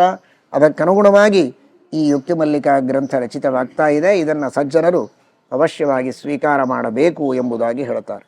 ಸೂಕ್ತಿರತ್ನ ಸ್ವಭಾವಾಭ ಪೂಜ್ಯ ತ್ಯಾಜ್ಯಾನ ಕೋವಿದೈಃ ಗುಣೇ ಮಣೇರಿಹಿ ಮಾತ್ಸರ್ಯಂ ಕಾರ್ಯಂ ನಾರ್ಯೈಃ ಕದಾಚನ. ಪ್ರಾಸಗಳನ್ನು ಹೇಗೆ ಜೋಡಿಸ್ತಾರೆ ನೋಡಿ. ಪೂಜ್ಯ ತ್ಯಾಜ್ಯಾನ ಗುಣೇ ಮಣೆ ಮಾತ್ಸರ್ಯಂ ಕಾರ್ಯಂ ನಾರ್ಯೈಃ ಕದಾಚನ. ಸೂಕ್ತಿ ರತ್ನ ಸ್ವಭಾವಾಭ, ಶ್ರೇಷ್ಠವಾದ ಸೂಕ್ತಿಗಳು, ಶ್ರೇಷ್ಠವಾದ ಯುಕ್ತಿಗಳು ಅವುಗಳೆಲ್ಲ ರತ್ನಗಳಂತೆ ಇವೆ. ಅಂತಹ ರತ್ನಗಳ ಸ್ವಾಭಾವಿಕವಾದ ಕಾಂತಿಯಿಂದ ಕೂಡಿದ್ದು ಈ ಗ್ರಂಥ. ಇದನ್ನು ಸಜ್ಜನರು ವಿದ್ವಾಂಸರು ಅವಶ್ಯವಾಗಿ ಸ್ವೀಕಾರ ಮಾಡಬೇಕು. ಮಣಿಯ ಗುಣದಲ್ಲಿ ಎಂದಿಗೂ ಮಾತ್ಸರ್ಯವನ್ನು ಮಾಡಬಾರದು ಅಂತ ಹೇಳ್ತಾರೆ. ಗುಣೇ ಮಣೇರಿಹಿ ಮಾತ್ಸರ್ಯಂ ಕಾರ್ಯಂ ನಾರ್ಯೈ ಕದಾಚನ. ಎಂದಿಗೂ ಮಾತ್ಸರ್ಯವನ್ನು ಮಾಡಬಾರದು ಅಂತ ನಮ್ಮ ಗುರುಗಳು ಈ ಯುಕ್ತಿ ಮಲ್ಲಿಕಾ ಗ್ರಂಥಕ್ಕೆ ವ್ಯಾಖ್ಯಾನ ಮಾಡುವಾಗ ಪುನಃ ಸಾಮಾನ್ಯವಾದ ಒಂದರ್ಥ ಮಣಿಯ ಗುಣ, ಮಣಿಯಲ್ಲಿರುವಂತಹ ಪ್ರಕಾಶ ಎಂಬ ಗುಣ ಇದೆ, ಅದನ್ನು ಒಪ್ಪಲೇಬೇಕು. ನಾನು ಈ ಮಣಿಯಲ್ಲಿ ಪ್ರಕಾಶ ಇದೆ ಅಂತ ಒಪ್ಪೋದಿಲ್ಲ, ಆದರೆ ಪ್ರತ್ಯಕ್ಷ ಸಿದ್ಧವಾಗಿದೆ, ಅದನ್ನು ಅಲ್ಲಗಳೆದರೆ ತಪ್ಪಾಗ್ತದೆ. ಸಜ್ಜನರು ವಿದ್ವಾಂಸರು ಒಪ್ಪೋದಿಲ್ಲ ಅದನ್ನು. ಹಾಗೆ ಶ್ರೇಷ್ಠವಾದ ಈ ಗ್ರಂಥದಲ್ಲಿರುವ ಗುಣಗಳನ್ನು ಎಲ್ಲರೂ ಒಪ್ಪಬೇಕು ಅಂತ. ಇಲ್ಲಿಯೂ ಕೂಡ ಸ್ವಾಮಿಗಳವರು ನಮ್ಮ ಗುರುಗಳು ವ್ಯಾಖ್ಯಾನ ಮಾಡುವಾಗ ಹೇಳ್ತಾರೆ, ಈ ಶ್ರೀಮದಾಚಾರ್ಯರ ಶಾಸ್ತ್ರಗಳು ಅಥವಾ ಯುಕ್ತಿಮಲ್ಲಿಕಾ ಗ್ರಂಥ, ಈ ಎಲ್ಲ ಶ್ರೀಮದಾಚಾರ್ಯರ ಸಿದ್ಧಾಂತಕ್ಕೆ ಅನುಗುಣವಾದ ಗ್ರಂಥಗಳಲ್ಲಿರುವಂತಹ ಗುಣ ಅಂದರೆ ಏನು? ಮಣಿಯಲ್ಲಿರುವ ಗುಣ ಅಂದರೆ ಪ್ರಕಾಶ. ಶಾಸ್ತ್ರದಲ್ಲಿರುವ ಗುಣ ಅಂದರೆ ಏನು ಅಂದರೆ ಇಲ್ಲಿ ಶಾಸ್ತ್ರ, ಇಲ್ಲಿ ಮಣಿ ಅಂದ್ರೇನೆ ಪರಮಾತ್ಮ ಎಂಬುದಾಗಿ ಅರ್ಥವನ್ನು ಸ್ವಾಮಿಗಳು ಮಾಡಿದ್ದಾರೆ. ಗುಣೇ ಮಣೇರಿಹಿ ಮಾತ್ಸರ್ಯಂ. ಈ ಶಾಸ್ತ್ರಗಳಿಂದ ಪ್ರತಿಪಾದ್ಯನಾದಂತಹ ಪರಮಾತ್ಮನೇ ಮಣಿ. ಆ ಮಣಿಯ ಗುಣದಲ್ಲಿ ಮಾತ್ಸರ್ಯ ಮಾಡಬೇಡಿ. ಶಾಸ್ತ್ರದ ಬಗ್ಗೆ ಮಾತ್ಸರ್ಯ ಮಾಡೋದು ಅಂದರೂ ಒಂದೇ, ಶಾಸ್ತ್ರ ಪ್ರತಿಪಾದ್ಯನ ಬಗ್ಗೆ ಮಾತ್ಸರ್ಯ ಮಾಡೋದು ಅಂದರೂ ಒಂದೇ. ನಮ್ಮೆಲ್ಲ ಶಾಸ್ತ್ರಗಳಿಂದ ಪ್ರತಿಪಾದ್ಯವಾದದ್ದು ಯಾವುದು ಅಂದರೆ ಪರಮಾತ್ಮ ಅಂತ. ಅಲ್ಲ, ಮಣಿ ಅಂತಿದೆಯಲ್ಲ ಅಂದರೆ ಅದಕ್ಕೆ ಮಣಿರ್ಮುಖಂ ಪ್ರಧಾನಂಚ ಉತ್ತಮಸ್ಯ ವಚೋ ಭವೇತ್. ಶ್ರೀಮದಾಚಾರ್ಯರು ಲೋಹಮಣಿ ಎಂಬ ಶಬ್ದಕ್ಕೆ ವ್ಯಾಖ್ಯಾನ ಮಾಡುವಾಗ ಮಣಿ ಎನ್ನುವುದಕ್ಕೆ ಮುಖ್ಯ, ಪ್ರಧಾನ ಅಂತ ಅರ್ಥ ಮಾಡಿದ್ದಾರೆ. ಆ ಲೋಹಮಣಿಯನ್ನು ದೃಷ್ಟಾಂತವಾಗಿ ಕೊಟ್ಟದ್ದು ಕೂಡ ಪರಮಾತ್ಮನ ಸರ್ವೋತ್ತಮತ್ವವನ್ನು ಹೇಳೋದಕ್ಕೇನೆ. ಉತ್ತಮವಾದ ಬಂಗಾರದ ಜ್ಞಾನವಾದರೆ ಉಳಿದ ಲೋಹಗಳ ಜ್ಞಾನವಾದ ಲಾಭ ಹೇಗಾಗತ್ತೋ ಹಾಗೆ ಸರ್ವೋತ್ತಮನಾದ ಪರಮಾತ್ಮನನ್ನು ತಿಳಿದರೆ ಎಲ್ಲ ವಸ್ತುಗಳನ್ನು ತಿಳಿದಂತೆ ಅಂತ. ಆ ಅರ್ಥದಲ್ಲಿ ಈ ಶ್ರೀಮದಾಚಾರ್ಯರ ಶಾಸ್ತ್ರಗಳಿಂದ ಪ್ರತಿಪಾದ್ಯನಾದ ಮಣಿ ಪರಮಾತ್ಮ, ಆ ಪರಮಾತ್ಮನ ಗುಣಗಳಲ್ಲಿ ಯಾಕೆ ಮಾತ್ಸರ್ಯ ಮಾಡ್ತೀರಿ ಅಂತ. ಅದರರ್ಥ ದೇವರನ್ನು ನಿರ್ಗುಣ ಅಂತ ಯಾಕೆ ಹೇಳ್ತೀರಿ? ಆ ಮಣಿಯಾದ ಪರಮಾತ್ಮನ ಗುಣಗಳ ಬಗ್ಗೆ ಪೂರ್ಣವಾದ ವಿಶ್ವಾಸವನ್ನಿಟ್ಟು ಸಂತೋಷದಿಂದ ಅದನ್ನು ಸ್ವಾಗತ ಮಾಡಿ ಪರಮಾತ್ಮನ ಗುಣಗಳನ್ನು ಚಿಂತನೆ ಮಾಡಿ ಸಂಸಾರವನ್ನು ಕಳೆದುಕೊಂಡು ಮೋಕ್ಷವನ್ನು ಹೊಂದಿ ಅದೆಲ್ಲ ಬಿಟ್ಟು ದೇವರ ಗುಣಗಳ ಬಗ್ಗೆ ಯಾಕೆ ಮಾತ್ಸರ್ಯ? ಗುಣೇ ಮಣೇರಿಹಿ ಮಾತ್ಸರ್ಯಂ ಕಾರ್ಯಂ ನಾರ್ಯೈಃ ಕದಾಚನ ವಿದುಷೋಪೀಷ್ಟ ಕಂಜನಂ ರಂಜಯೇನ್ನಗೀಹಿ ಭ್ರಮರೈರಮರೈಶ್ಚಾರ್ಥ್ಯಂ ಕುಸುಮಂ ಕೋಸುಮಾಂಸ್ತ್ಯಜೇತ್. ಒಂದು ಶ್ರೇಷ್ಠವಾದಂತಹ ಕುಸುಮ ಹೂವಿದೆ. ಆ ಹೂವು ಭ್ರಮರಗಳಿಗೂ ಬೇಕು ಮಕರಂದವನ್ನು ಆಸ್ವಾದನ ಮಾಡುವುದಕ್ಕೆ, ಅಮರರಿಗೂ ಬೇಕು. ಯಾಕೆಂದರೆ ಪರಮಾತ್ಮನ ಪಾದಗಳಿಗೆ, ಅಮರೋತ್ತಮನಾದ ಪರಮಾತ್ಮನ ಪಾದಗಳಿಗೆ ಆ ಕುಸುಮವನ್ನು ಅರ್ಪಣೆ ಮಾಡ್ತೇವೆ. ಪರಮಾತ್ಮನಿಗೂ ಕುಸುಮ ಬಹಳ ಪ್ರಿಯ. ಇನ್ನುಳಿದ ಅಮರರಿಗೆ ಆ ಪರಮಾತ್ಮನ ನಿರ್ಮಾಲ್ಯವಾಗ್ತದೆ ಅನ್ನೋದಕ್ಕಾಗಿ ಆ ಕುಸುಮ ಪ್ರಿಯ. ರಮಾಬ್ರಹ್ಮಾದಿ ದೇವತೆಗಳು ಶಿರಸಾಧಾರಣೆ ಮಾಡ್ತಾರೆ ಪರಮಾತ್ಮನ ಪಾದಗಳಿಗೆ ಅರ್ಪಿತ ಅಂತ. ಅಂತೂ ಇಂತೂ ಪರಮಾತ್ಮನಿಗೆ ತನ್ನ ಪಾದದ ಮೇಲೆ ಅರ್ಪಣೆ ಮಾಡಿಸಿಕೊಳ್ಳುವುದಕ್ಕೆ, ಉಳಿದವರಿಗೆ ದೇವರ ನಿರ್ಮಾಲ್ಯ ಅಂತ ಶಿರಸಾಧಾರಣ ಮಾಡುವುದಕ್ಕೆ, ಭ್ರಮರಗಳಿಗೆ ಮಕರಂದ ಬೇಕು ಅನ್ನುವುದಕ್ಕೆ, ಎಲ್ಲರಿಗೂ ಅಪೇಕ್ಷಿತವಾಗಿರುತ್ತದೆ ಒಂದು ಕುಸುಮ. ಹಾಗೆ ಇದು ಕುಸುಮ ಯುಕ್ತಿ ಮಲ್ಲಿಕ. ಈ ಕುಸುಮ ಎಲ್ಲರಿಗೂ ಬೇಕು ಅಂದರೆ ಅಜ್ಞಾನಿಗಳಿಗೂ ಬೇಕು, ಜ್ಞಾನಿಗಳಿಗೂ ಬೇಕು. ಅಜ್ಞಾನಿಗಳು ಭ್ರಮರಗಳಿದ್ದಂತೆ, ಭ್ರಮರಗಳು ಮಕರಂದವನ್ನು ಮಾತ್ರ ಆಸ್ವಾದನೆ ಮಾಡ್ತವೆ. ಹಾಗೆ ಅಜ್ಞಾನಿಗಳು ಇದರೊಳಗಿರುವಂತಹ ದೃಷ್ಟಾಂತಗಳು, ಪ್ರಾಸಗಳು, ಶಬ್ದಾಲಂಕಾರಗಳು ಇವುಗಳನ್ನೇ ತಿಳಿದು ಆನಂದ ಪಟ್ಟು ಬಿಡ್ತಾರೆ. ಇನ್ನು ಜ್ಞಾನಿಗಳು ಅಂತ ಯಾರಿದ್ದಾರೋ ಅವರಿಗೆ ಕೇವಲ ಈ ಪ್ರಾಸಗಳಲ್ಲಿ ಅಥವಾ ಅಲಂಕಾರಗಳಲ್ಲಿ ಅವರಿಗೆ ಆನಂದ ಆಗೋದಿಲ್ಲ. ಪ್ರತಿಪಾದ್ಯನಾದ ಆ ಭಗವಂತನ ಗುಣಗಳು, ಅವನ ಮಹಿಮೆ, ಅವನ ಸರ್ವೋತ್ತಮತ್ವ, ಅದರ ವಿಷಯದಲ್ಲಿ ಅವರಿಗೆ ವಿಶೇಷವಾದಂತಹ ಪ್ರೀತಿ ಇರುತ್ತದೆ. ಹೀಗಾಗಿ ಭ್ರಮರೈರಮರೈಶ್ಚಾರ್ಥ್ಯಂ ಕುಸುಮಂ ಕೋಸುಮಾಂಸ್ತ್ಯಜೇತ್. ಅಸುಮಾನ್ ಕಹ, ಪ್ರಾಣ ಇರುವ ಯಾವ ವ್ಯಕ್ತಿ ಕುಸುಮವನ್ನು ಬಿಡ್ತಾನೆ ಅಂತ. ಯಾಕಂದರೆ ಭ್ರಮರ ಅತಿ ಚಿಕ್ಕ ಪ್ರಾಣಿ, ಅಮರರು ಉತ್ತಮರಾದವರು. ಭ್ರಮರದಿಂದ ಆರಂಭ ಮಾಡಿ ಅಮರರವರೆಗೆ ಎಲ್ಲರಿಗೂ ಹೇಗೆ ಬೇಕೋ ಹಾಗೆ ಅಜ್ಞಾನಿಗಳಿಗೂ ವಿಜ್ಞಾನಿಗಳಿಗೂ ಎಲ್ಲರಿಗೂ ಬೇಕಾದದ್ದು. ಆದ್ದರಿಂದ ಕಹ ಅಸುಮಾನ್ ಕುಸುಮಂ ತ್ಯಜೇತ್ ಅಂತ ಈ ರೀತಿ ಅಷ್ಟು ಸುಂದರವಾಗಿ ಹೇಳ್ತಾರೆ ನಮ್ಮ ಗುರುಗಳು. ಇಲ್ಲಿಯೂ ವ್ಯಾಖ್ಯಾನ ಮಾಡುವಾಗ ಯುಕ್ತಿ ಮಲ್ಲಿಕ ಅನ್ನುವ ಗ್ರಂಥ ಇದು ಕುಸುಮ, ಇದನ್ನು ಹೇಗೆ ಎಲ್ಲರೂ ಸ್ವೀಕಾರ ಮಾಡ್ತಾರೆ ಎನ್ನುವ ಅರ್ಥ ಒಂದು ಅತ್ಯಂತ ಪ್ರಾಮಾಣಿಕವಾದದ್ದು ಸತ್ಯ. ಜೊತೆಗೆ ಕುಸುಮ ಅನ್ನುವ ಶಬ್ದಕ್ಕೆ ಶ್ರೀಮದಾನಂದ ತೀರ್ಥಾರ್ಯ ಸನ್ಮನಸ್ಸರಸಿ ಭುವಿ ಅನುವ್ಯಾಖ್ಯಾನ ನಲಿನೇ ಚಂಚರೀ ಕತಿ ಮೇ ಮನಃ ಅಂತ ಟೀಕಾಕೃತ್ಪಾದರು ಹೇಳಿದ್ದರಿಂದ ಕುಸುಮ ಅಂದರೆ ಅನುವ್ಯಾಖ್ಯಾನವೆಂಬ ಕುಸುಮ ಎಂಬುದಾಗಿ ಅರ್ಥವನ್ನು ಮಾಡ್ತಾರೆ. ಕುಸುಮಂ ಅನುವ್ಯಾಖ್ಯಾನ ನಲಿನಂ. ಅಲ್ಲಿ ಭ್ರಮರೈಹಿ ಚಂಚರೀಕ ಚಿತ್ತೈಹಿ ಅಮರೈಹಿ ಜಯತೀರ್ಥಾರ್ಯೈಹಿ ಅಂತ ವ್ಯಾಖ್ಯಾನ ಮಾಡ್ತಾರೆ. ಆ ಭ್ರಮರದಂತೆ ಚಂಚರೀಕತಿ ಮೇ ಮನಃ, ಅಂದರೆ ಭ್ರಮರೈಹಿ ಎನ್ನುವುದು ಅಮರೈಹಿ ಎನ್ನುವುದಕ್ಕೆ ವಿಶೇಷಣ ಮಾಡಿಬಿಟ್ರು. ಭ್ರಮರದಂತೆ ಇರುವ ಅತ್ಯಂತ ಅನುವ್ಯಾಖ್ಯಾನದೊಳಗೆ ಆಸಕ್ತವಾದ ಚಿತ್ತರಾಗಿರುವಂತಹ ಶ್ರೀಮಠ್ ಟೀಕಾಕೃತ್ಪಾದರೆ ಮೊದಲಾದ ಅಮರರಿಂದಲೂ ಪ್ರಾರ್ಥ್ಯಮಾನವಾದ ಏನು ಅನುವ್ಯಾಖ್ಯಾನವೆಂಬ ಕುಸುಮ ಇದೆ, ಆ ಕುಸುಮವನ್ನು ಯಾವ ಸಜ್ಜನರು ಪರಿತ್ಯಾಗ ಮಾಡುವುದಕ್ಕೆ ಸಾಧ್ಯ? ಹಾಗಾಗಿ ಅನುವ್ಯಾಖ್ಯಾನಾದಿ ಸರ್ವಮೂಲ ಗ್ರಂಥಗಳು ಹಾಗೂ ಆ ಗ್ರಂಥಗಳಿಗೆ ಅನುಗುಣವಾದ ಶ್ರೀಮನ್ ನ್ಯಾಯಸುಧಾದಿ ಟೀಕಾಗ್ರಂಥಗಳು ಹಾಗೂ ಯುಕ್ತಿಮಲ್ಲಿಕಾದಿ ಗ್ರಂಥಗಳು, ಇಂತಹ ಸದ್ಗ್ರಂಥಗಳನ್ನು ಅವಶ್ಯವಾಗಿ ವಿವೇಕಿಗಳು ಸ್ವೀಕಾರ ಮಾಡಿಯೇ ಮಾಡ್ತಾರೆ. ಕೆಲವರು ಮಾಡೋದಿಲ್ವಲ್ಲ ಅಂದರೆ ಅದಕ್ಕೆ ತಲೆ ಕೆಡಿಸ್ಕೊಳ್ಬೇಕಾಗಿಲ್ಲ. ವಿದ್ಯಾ ಅವಿದ್ಯಾ ವಿಭಾಗಜ್ಞ ಕಿಮಜ್ಞ ಪ್ರಾಜ್ಞವದ್ಭವೇತ್ ಅಂಧಸ್ಯೇಂದೂದಯೇಪ್ಯಾಂಧ್ಯಂ ಅಂಧಕಾರೋದಯೇಪಿ. ಒಬ್ಬ ಅಂಧ ಇದ್ದಾನೆ. ಆ ಅಂಧನಿಗೆ ಚಂದ್ರೋದಯವಾಯಿತು, ಪೌರ್ಣಿಮಾ, ಒಳ್ಳೆ ಬೆಳದಿಂಗಳಿದೆ, ಏನೂ ಗೊತ್ತಾಗೋದಿಲ್ಲ. ಅಮಾವಾಸ್ಯ ಭಾಳ ಕಗ್ಗತ್ತಲು, ಎಲ್ಲಿಯೂ ಏನು ಬೆಳಕಿಲ್ಲ, ಅದೂ ಗೊತ್ತಾಗೋದಿಲ್ಲ. ಸಮಾನ ಅವನಿಗೆ ಅಮಾವಾಸ್ಯೆಯೂ ಅಷ್ಟೇ, ಪೌರ್ಣಿಮೆಯೂ ಅಷ್ಟೇ. ಕಾರಣ ಏನಿದ್ರೂ ಕಣ್ಣಿಗೆ ಕಂಡ್ರೆ ತಾನೇ ಆ ವ್ಯತ್ಯಾಸ ಗೊತ್ತಾಗಬೇಕು. ಪ್ರಕಾಶ ತಮಸ್ಸುಗಳಲ್ಲಿ ಕಣ್ಣೇ ಇಲ್ಲ ಅಂದರೆ ಏನಿದ್ರೂ ಸರಿ, ಏನಿಲ್ಲದೇ ಇದ್ದರೂ ಸರಿ ಎನ್ನುವಂತಹ ಪರಿಸ್ಥಿತಿ ಅವನಿಗೆ ಬಂದು ಹೋಗ್ತದೆ. ಆ ತರಹ ಅಜ್ಞಾನಿಗಳಿಗೆ ಶ್ರೀಮದ್ ಆಚಾರ್ಯರ ಶ್ರೇಷ್ಠವಾದ ಸರ್ವಮೂಲ ಗ್ರಂಥಗಳು, ಅದರ ಮಹತ್ವವೂ ಗೊತ್ತಾಗುವುದಿಲ್ಲ, ಬೇರೆ ಗ್ರಂಥಗಳ ಮಹತ್ವವೂ ಗೊತ್ತಾಗುವುದಿಲ್ಲ. ಶ್ರೀಮನ್ ನ್ಯಾಯಸುಧಾದಿ ಗ್ರಂಥಗಳು, ಯುಕ್ತಿಮಲ್ಲಿಕಾದಿ ಗ್ರಂಥಗಳು, ಶ್ರೀಮದ್ ಆಚಾರ್ಯರ ಪದ್ಧತಿಯಲ್ಲಿ ಬರುವಂತಹ ವ್ಯಾಸರಾಜರು ಬರೆದ ವ್ಯಾಸತ್ರಯಾದಿ ಗ್ರಂಥಗಳು, ಇವುಗಳ ಮಹತ್ವ ಏನು ಹಾಗೂ ಬೇರೆ ಗ್ರಂಥಗಳ ವ್ಯತ್ಯಾಸ ಏನು ಗೊತ್ತಾಗುತ್ತೆ. ಅಂದ ಮಾತ್ರಕ್ಕೆ ಜ್ಞಾನಿಗಳು, ವಿವೇಕಿಗಳು ನೀವು ಮಾತ್ರ ಈ ಸಚ್ಚಾಸ್ತ್ರಗಳನ್ನು ಸ್ವೀಕಾರ ಮಾಡದೇ ಇರಬೇಡಿ, ಇದನ್ನು ಸ್ವೀಕಾರ ಮಾಡಲೇಬೇಕು ಅನ್ನುವುದನ್ನು ಹೇಳ್ತಾರೆ.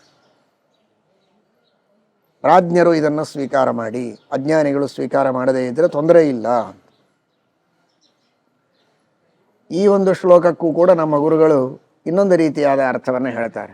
ವಿದ್ಯಾ ವಿದ್ಯಾ ವಿಭಾಗಜ್ಞ, ವಿದ್ಯಾ ಯಥಾರ್ಥಜ್ಞಾನ, ಅವಿದ್ಯಾ ಅಯಥಾರ್ಥಜ್ಞಾನ ಅನ್ಯಥಾಖ್ಯಾತಿ, ಯಥಾರ್ಥಖ್ಯಾತಿ ಅನ್ಯಥಾಖ್ಯಾತಿ ಎಂಬ ಎರಡು ವಿಭಾಗಗಳು ಜ್ಞಾನದಲ್ಲಿ ಉಂಟು ಅಂತ ಹೇಳುವವರು ಯಾರು ಅಂದರೆ ಪ್ರಾಜ್ಞರು. ಶ್ರೀಮದಾಚಾರ್ಯರು ಹೇಳ್ತಾರೆ, ವಿಜ್ಞಾತಸ್ಯ ಅನ್ಯಥಾ ಸಮ್ಯಕ್ ವಿಜ್ಞಾನಂ ಹೇವ ತನ್ಮತಂ ಅಂತನ್ನುವ ಹೇಳುವಾಗ ಅನ್ಯಥಾ ವಿಜ್ಞಾತಸ್ಯ ಸಮ್ಯಕ್ ವಿಜ್ಞಾನ ಇದು ಬಾಧ, ಅನ್ಯಥಾ ವಿಜ್ಞಾನವೇ ಭ್ರಾಂತಿ ಅಂತ ಹೇಳುವ ಶ್ರೀಮದಾಚಾರ್ಯರು ವಿದ್ಯಾ ಅವಿದ್ಯಾ ಯಥಾರ್ಥಖ್ಯಾತಿ ಅನ್ಯಥಾಖ್ಯಾತಿ ಎಂಬ ವಿಭಾಗವನ್ನು ತಿಳಿದ ಪ್ರಾಜ್ಞರು.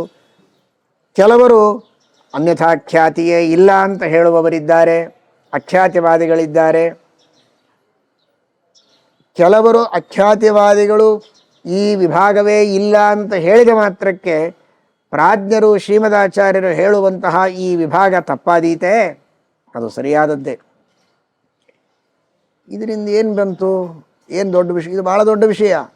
ಯಾಕೆಂದರೆ ಯಾವುದಾದರೂ ಒಂದು ವಾದವನ್ನು, ಸಿದ್ಧಾಂತವನ್ನು ಮಂಡನ ಮಾಡಬೇಕಾದರೆ ಅದಕ್ಕೆ ವಿಪರೀತವಾದಂತಹ ವಿಚಾರಗಳನ್ನು ಯಾರೇ ಹೇಳಿದರೂ ಅದು ಅನ್ಯಥಾಖ್ಯಾತಿ ಅಂತ ಹೇಳಿದರೆ ತಾನೇ ನಮ್ಮ ಸಿದ್ಧಾಂತ ಸಿದ್ಧ ಆಗೋದು.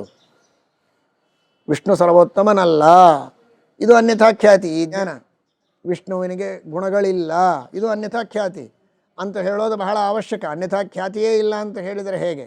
ಹಾಗಾದರೆ ಆ ತರಹದ ಅನ್ಯಥಾಖ್ಯಾತಿ ಅಂತೂ ಉಂಟು ಅನ್ನುವುದನ್ನು ಅತ್ಯಂತ ಅನುಭವಾನುಸಾರವಾಗಿ ಸಾಕ್ಷಿ ಮೊದಲಾದ ಪ್ರಮಾಣಗಳಿಗೆ ಅನುಗುಣವಾಗಿ ಸಮರ್ಥನೆ ಮಾಡಿಕೊಟ್ಟವರು ಶ್ರೀಮದಾಚಾರ್ಯರು. ಈ ರೀತಿ ಅತ್ಯಂತ ಸ್ಪಷ್ಟವಾದ ಸಾಕ್ಷ್ಯಾನುಭವಾದಿಗಳಿಂದ ಸಿದ್ಧವಾದ ಈ ವಿಶಿಷ್ಟ ಜ್ಞಾನವನ್ನು ಅಪಲಾಪ ಮಾಡಿ ಗ್ರಹಣ ಸ್ಮರಣಾತ್ಮಕವಾದ ಜ್ಞಾನದ್ವಯ ಇತ್ಯಾದಿಯಾಗಿ ಹೇಳಿ ಅನ್ಯಥಾಖ್ಯಾತಿಯನ್ನೇ ಅಪಲಾಪ ಮಾಡುವಂತಹ ಜನ ಏನಿದ್ದಾರೆ, ಸಾಕ್ಷಿ ಸಿದ್ಧವಾದ ವಿಷಯದ ಬಗ್ಗೆಯೂ ಈ ರೀತಿ ಅಪಲಾಪ ಮಾಡುವುದಾದರೆ ಇನ್ನುಳಿದ ವಿಷಯಗಳಲ್ಲಿ ಅವರೆಷ್ಟು ಪ್ರಾಮಾಣಿಕವಾಗಿ ಹೇಳಿರಬಹುದು ಅನ್ನುವುದನ್ನು ತಿಳಿದುಕೊಳ್ಳಿ. ಹಾಗಾದರೆ ಅಂತಹ ಸುಲಭವೇದ್ಯವಾದ ವಿಷಯಗಳಲ್ಲಿಯೂ ಅನೇಕ ವಾದಿಗಳು ತಪ್ಪು ದಾರಿಯನ್ನು ತೋರಿದಾಗ ಅಂತಹ ವಾದಿಗಳ ಮತವನ್ನು ಅನುಸರಣೆ ಮಾಡದೆ ಶ್ರೀಮದ್ ಆಚಾರ್ಯರ ಮತವನ್ನೇ ಅನುಸರಣೆ ಮಾಡಬೇಕು ಅನ್ನುವುದು ಇದರಿಂದ ಗೊತ್ತಾಗತ್ತೆ. ಅಂಧಸ್ಯೇಂದೂದಯೇಪ್ಯಾಂಧಂ ಆಂಧ್ಯಂ ಅಂಧಕಾರೋದಯೇಪಿ. ಸಚ್ಚಾಸ್ತ್ರಗಳ ಅಧ್ಯಯನವನ್ನು ಮಾಡಿ ಸುಜ್ಞಾನವನ್ನು ಪಡೆಯದೇ ಇದ್ದರೆ, ತಪ್ಪು ತಿಳುವಳಿಕೆಯನ್ನು ಪಡೆದರೆ ಏನಾಗತ್ತೆ ಅಂದರೆ, ಇಂದೂದಯೇ, ಇಂದು ಅನ್ನೋದು ಉಪಲಕ್ಷಣ. ಇಂದೂದಯ ಯಾವಾಗ ಆಗ್ತದೆ? ಸ್ಥಿತಿಕಾಲದಲ್ಲಿ ಆಗ್ತದೆ. ಅಂಧಕಾರೋದಯ ಅಂದರೆ ಪ್ರಳಯ ಕಾಲದಲ್ಲಿ. ಇಂದೂದಯೇ ಅಂಧಕಾರೋದಯೇ, ಸ್ಥಿತಿಕಾಲ ಇರಲಿ ಪ್ರಳಯ ಕಾಲ ಇರಲಿ ಅವರಿಗೆ ಅನರ್ಥವೇ ಕೊನೆಗೆ ಆಗ್ತದೆ. ಆಂಧ್ಯ ಅಂದರೆ ಅಂಧಂತಮಸ್ಸಿನಲ್ಲಿ ವಾಸ ಮಾಡಬೇಕಾಗ್ತದೆ. ಯಥಾರ್ಥ ಜ್ಞಾನವನ್ನು ಪಡೆಯದೆ ನಾವು ಮಿಥ್ಯಾಜ್ಞಾನವನ್ನು ಪಡೆದರೆ, ಆದ್ದರಿಂದ ಸಚ್ಚಾಸ್ತ್ರಗಳನ್ನು ಓದಿ ಯಥಾರ್ಥ ಜ್ಞಾನವನ್ನು ಪಡೆಯಲೇಬೇಕು ಎಂಬುದಾಗಿ ತಿಳಿಸಿಕೊಟ್ಟಿದ್ದಾರೆ ನಮ್ಮ ಗುರುಗಳು ಈ ವಾಕ್ಯಕ್ಕೆ ವ್ಯಾಖ್ಯಾನ ಮಾಡುವಾಗ. ಮಹಾನುಭಾವರಾದ ಶ್ರೀಮತ್ ಸತ್ಯ ಧ್ಯಾನತೀರ್ಥ ಶ್ರೀಪಾದಂಗಳವರು ಇವತ್ತು ಅವರ ಆರಾಧನೆ, ಅವರು ಇಡೀ ತಮ್ಮ ಜೀವನದಲ್ಲಿ ಮಾಡಿದಂತಹ ಕಾರ್ಯವೇ ಇದು. ಯಥಾರ್ಥ ಜ್ಞಾನವನ್ನು ಪಡೆದುಕೊಳ್ಳಬೇಕು, ಮಿಥ್ಯಾಜ್ಞಾನವನ್ನು ಪಡೆದುಕೊಳ್ಳಬಾರದು ಅನ್ನುವುದಕ್ಕೋಸ್ಕರವೇ ಸಕಲ ಭಕ್ತರ ಉದ್ಧಾರ ಮಾಡುವುದಕ್ಕಾಗಿ ತಮ್ಮ ಜೀವನವನ್ನು ಸಮರ್ಪಣೆ ಮಾಡಿದವರು. ಇನ್ನೇನು ಕೆಲಸವನ್ನು ಅವರು ಮಾಡಿಲ್ಲ. ಮಹಾವಿದ್ವಾಂಸರಾದ ಅನಂತಕೃಷ್ಣ ಶಾಸ್ತ್ರಿಗಳು ಹೇಳುತ್ತಾರೆ, ಯಾವುದೇ ರೀತಿಯ ಮಾತ್ಸರ್ಯ ಇಲ್ಲದಂತೆ ಶ್ರೀಮತ್ ಸತ್ಯಧ್ಯಾನತೀರ್ಥ ಶ್ರೀಪಾದಂಗಳವರ ಗುಣವನ್ನು ಅವರು ವರ್ಣನೆ ಮಾಡಿ ಹೇಳುತ್ತಾರೆ. ಸ್ವಕೀಯ ದೇವತಾರಾಧನ ಸಮಯೇಪಿ ಸ್ವೀಯಂ ಪರಮಂ ಲಕ್ಷ್ಯಂ ದ್ವೈತಾದ್ವೈತ ವಿನಿಮಯಂ ಅಪರಿತ್ಯಜತಾಂ ಅಂತ.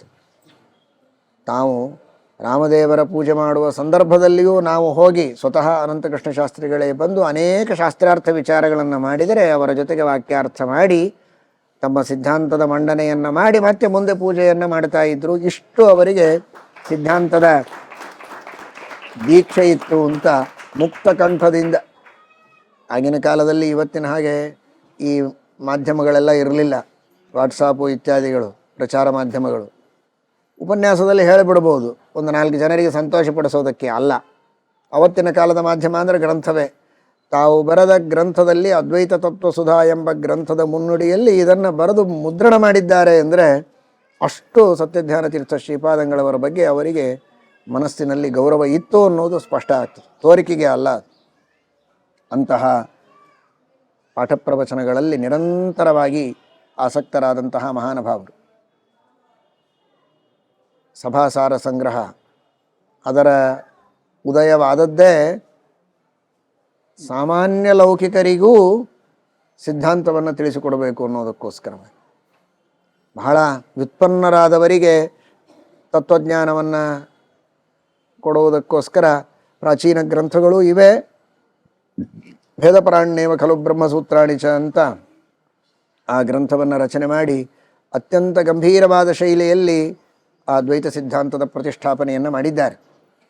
ಆದರೆ ಆಗಿನ ಕಾಲದ ಲೌಕಿಕ ವಿದ್ಯಾರ್ಥಿಗಳು, ಕಾಲೇಜಿನ ವಿದ್ಯಾರ್ಥಿಗಳು, ಪ್ರೊಫೆಸರ್ಸು ಇಂಥವರಿಗೆ ಸಂಸ್ಕೃತದ ಆಳವಾದ ಜ್ಞಾನ ಇಲ್ಲದೇ ಇದ್ದವರಿಗೂ ಕೂಡ ಯಥಾರ್ಥವಾದಂತಹ ತತ್ವಜ್ಞಾನ ಅವರಿಗೆ ಬರಬೇಕು ಅನ್ನುವುದಕ್ಕೋಸ್ಕರ ಆ ಸಭಾಸಾರ ಸಂಗ್ರಹ ಮೈಸೂರು ಚಾತುರ್ಮಾಸ್ಯದ ಸಂದರ್ಭದಲ್ಲಿ ಸೀತಾವಿಲಾಸ ಛತ್ರದಲ್ಲಿ ಬಂದ ಎಲ್ಲ ವಿದ್ಯಾರ್ಥಿಗಳಿಗೆ ಹಾಗೂ ಪ್ರೊಫೆಸರ್ಸಿಗೆ, ಸಾಮಾನ್ಯ ಭಕ್ತರಿಗೆ ಎಲ್ಲರಿಗೂ ಮುಕ್ತವಾದ ಅವಕಾಶ, ಪ್ರಶ್ನೆಗಳಿಗೆ ಏನು ಬೇಕಾದ್ದು ಪ್ರಶ್ನೆ ಕೇಳಬಹುದು ಅಂತ. ಆ ಕೇಳಿದ ಪ್ರಶ್ನೆಗಳಿಗೆಲ್ಲ ಸಮರ್ಪಕವಾದಂತಹ ಉತ್ತರವನ್ನು ಕೊಡ್ತಾರೆ. ನೀವಿಷ್ಟೆಲ್ಲ ಧರ್ಮ ಅಧರ್ಮ ಸಂಧ್ಯಾವಂದನೆ ಮಾಡಬೇಕು ಇದನ್ನೆಲ್ಲ ಹೇಳ್ತೀರಲ್ಲ, ಎಲ್ಲಿದೆ ಧರ್ಮ ಧರ್ಮಗಳು? ಕಣ್ಣಿಗೆ ಕಾಣೋದಿಲ್ವಲ್ಲ, ಪ್ರತ್ಯಕ್ಷ ತಾನೇ ಪ್ರಮಾಣ. ಪ್ರತ್ಯಕ್ಷದಿಂದ ಧರ್ಮವೂ ಕಾಣೋದಿಲ್ಲ, ಅಧರ್ಮವೂ ಕಾಣೋದಿಲ್ಲ, ಧರ್ಮಾಧರ್ಮಗಳೇ ಇಲ್ಲ ಅಂದಮೇಲೆ ನಾವು ಸಂಧ್ಯಾವಂದನ ಮಾಡಿದರೆ ಮಹಾಧರ್ಮ ಪುಣ್ಯ ಬರ್ತದೆ, ಮಾಡದೇ ಇದ್ದರೆ ಮಹಾ ಅಧರ್ಮ ಪಾಪ ಬರ್ತದೆ ಅನ್ನೋದಕ್ಕೆ ನಾವು ಸಂಧ್ಯಾವಂದನ ಮಾಡಬೇಕು ಅಂತ ನೀವು ಹೇಳ್ತೀರಲ್ಲ, ಎಲ್ಲಿದೆ ಧರ್ಮ ಅಧರ್ಮ ಅಂತ?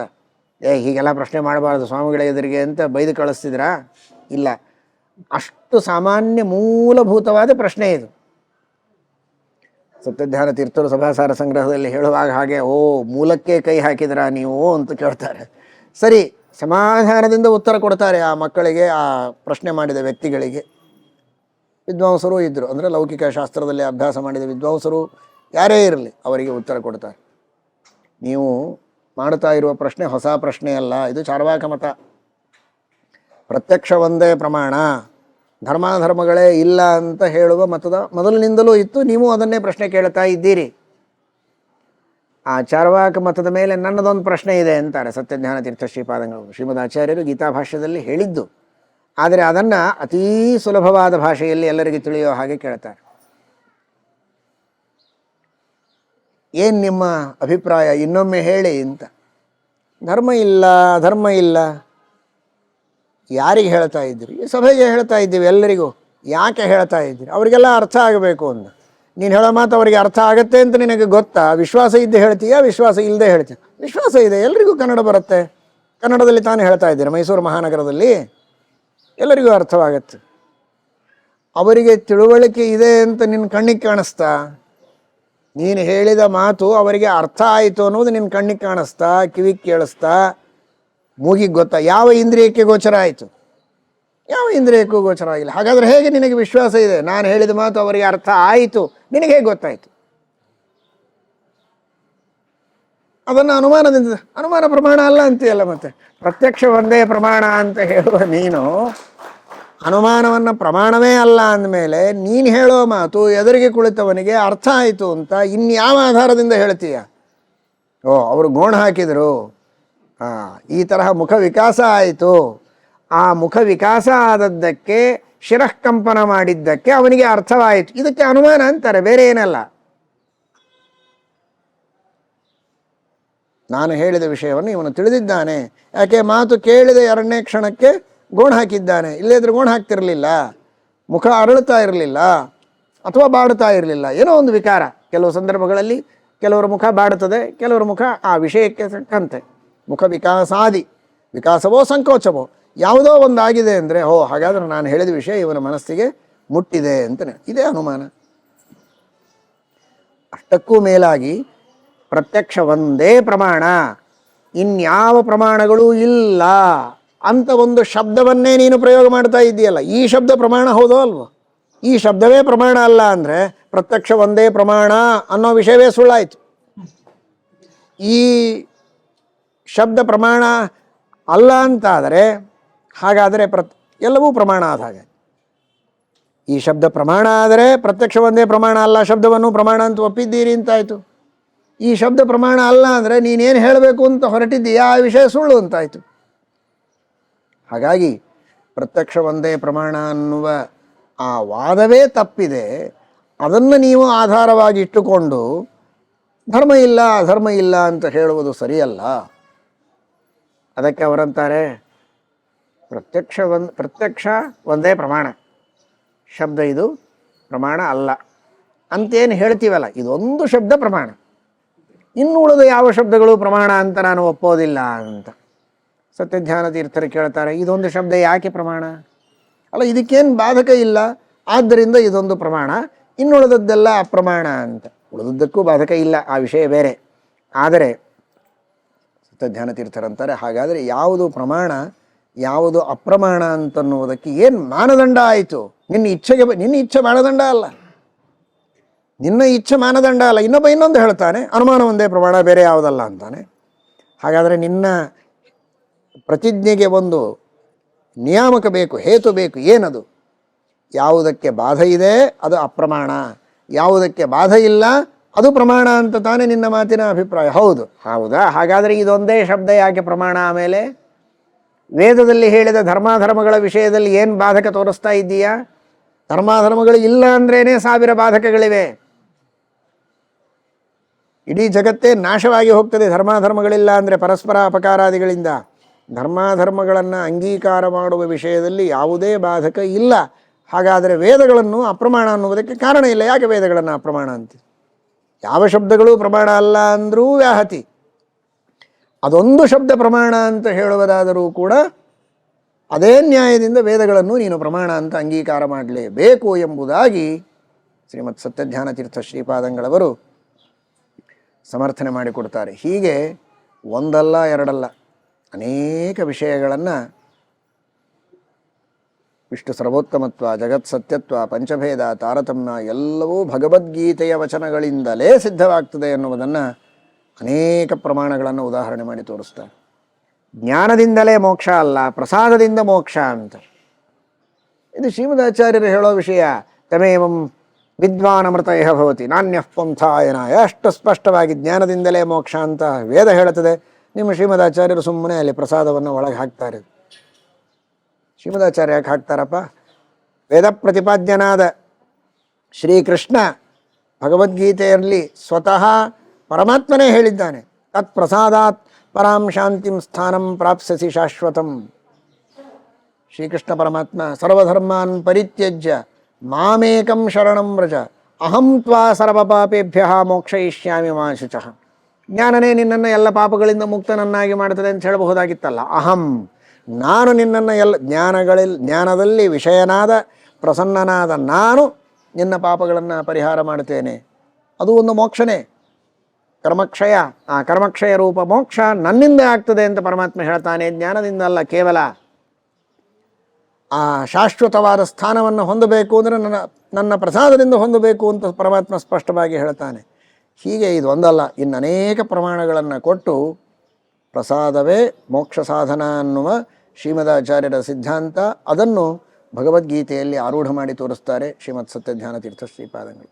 ಈ ರೀತಿ ಶ್ರೀಮದಾಚಾರ್ಯರ ಸಿದ್ಧಾಂತ ಶ್ರುತಿಗಳಿಗೂ ಸ್ಮೃತಿಗಳಿಗೂ ಪ್ರತ್ಯಕ್ಷ ಅನುಮಾನಗಳಿಗೂ ಅತ್ಯಂತ ಸಮ್ಮತವಾದಂತಹ ಸಿದ್ಧಾಂತ ಎಂಬುದಾಗಿ ಶ್ರೀಮದಾಚಾರ್ಯರು ತೋರಿಸಿಕೊಟ್ಟದ್ದನ್ನು ಶ್ರೀಮತ್ ಸತ್ಯಧ್ಯಾನ ತೀರ್ಥ ಶ್ರೀಪಾದಂಗಳವರು ನಮಗೆ ತೋರಿಸಿಕೊಟ್ಟಿದ್ದಾರೆ. ಅಂತಹ ಸಿದ್ಧಾಂತವನ್ನು ಅವರ ಗ್ರಂಥಗಳನ್ನು ಅಧ್ಯಯನ ಮಾಡುವ ಪ್ರಯತ್ನ ಮಾಡಿ, ದೊಡ್ಡವರಿಂದ ಕೇಳಿ ಚೆನ್ನಾಗಿ ತಿಳಿದುಕೊಂಡು ಶ್ರೀಮದಾಚಾರ್ಯರ ಸಿದ್ಧಾಂತವನ್ನು ಅನುಸರಣೆ ಮಾಡಬೇಕು. ಅಂದರೆ ಈ ಮಾಧ್ವ ಜನ್ಮ ನಮಗೆಲ್ಲ ಬಂದದ್ದು ಸಾರ್ಥಕ. ಇಂತಹ ಮಾಧ್ವ ಜನ್ಮ ಬಂದಾಗಲೂ